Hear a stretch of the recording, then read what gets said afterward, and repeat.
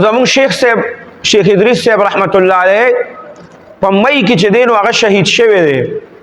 او جون جولای اگست دا درېمه میاشت ده. درېمه میاشت شروع شو، درېمه میاشت بعد چې کوم دی نو پرون یو خبر راغی چې د هغه قاتل چې کوم دی نو هغه گرفتار شو او هغه بیا پټاوی چې دا اپتنی مې وی پټو ساته چې دا گرفتار شو. بیا هغه کس کم چې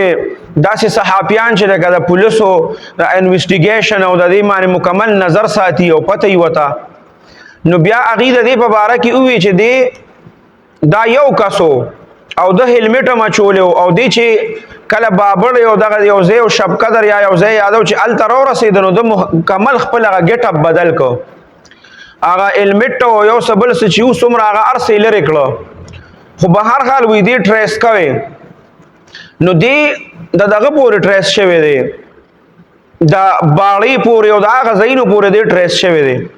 خو بیا باړه کې چې کوم داسې علاقې دي چې الته کې د سکیورټي فورسز او دی نشیتلی بیا الته دی برتلې دی بیا د په انتظار باندې چې دی به کله راکوزیږي د سکیورټي ادارو ور د په انتظار چې دی راکوز شي نو دی به مونږه ال بیا گرفتارو چې کله دی راکوز شوی نو هفته لس ورځې مخکې بیا گرفتار کړی دی.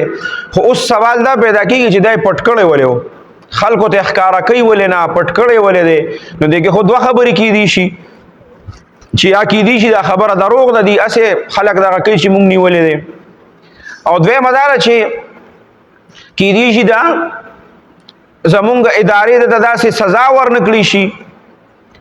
نو او درېمه خبره پکې دا ده چې کېدی شي دا خلک بلون شي نو زه خو وایم چې دا دونه غټه هستي شیخ ادریس صاحب رحمت الله علیه د شهید کړی دی نو دله سر عام د پاکستان په یو غټ چوک کې دله پانسی ورکول غواړي او چې دا خلک راځي او درې ورځې دی په هغه ځای کې ځوړند دي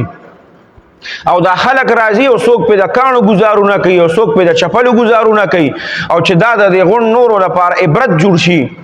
چې یو عالم شهید کول هغه انسان چې کوم دی د هغه د مرګ نه بعد څونه د ذلت سبب جوړیږي چې دله داسې په ضلالت باندې مرګ ورکړي شي چې دا نور خلک ترنه عبرت واخلي. خو نه زمونږ په ملک کې خدا سیزونه نشته که نه